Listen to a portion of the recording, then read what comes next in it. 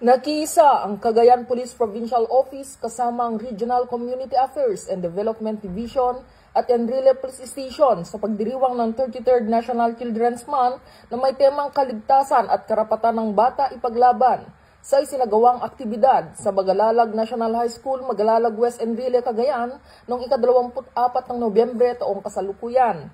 Pinangunahan ng paaralan ang programa sa pamamagitan ng welcome remarks ni Mr. Orlando Dayag, Officer in Charge ng Magalalag National High School, kung saan binigyan diin niya ang mahalagang papel ng komunidad sa pangangalaga at pagtataguyod ng karapatan ng kabataan.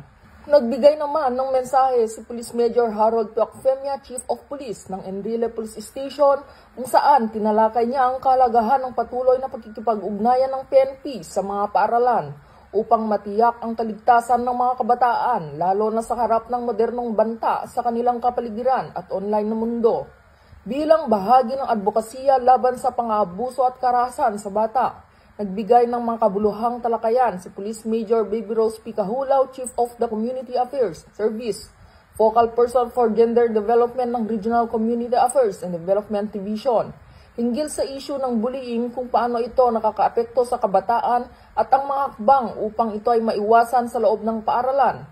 Nagbigay din ng lecture si Police Major J. Hazel C. Taborada, Provincial Legal Officer, ukol sa Republic Act No. 11930 o ang Anti-Online Sexual Abuse or Exploitation of Children and Anti-Child Sexual Abuse or Exploitation Materials Act. Binigyan linaw niya ang mga probinsya ng batas, ang mga parusa at kung paano ipagtanggol ang mga kabataan laban sa online exploitation. Samantala, tinalakay naman ni Police Captain Sheila Joy Enfronda, Chief Public Information Officer, ang laban kontra fake news at kung paano maging responsable at mapanuring digital users ang mga kabataan.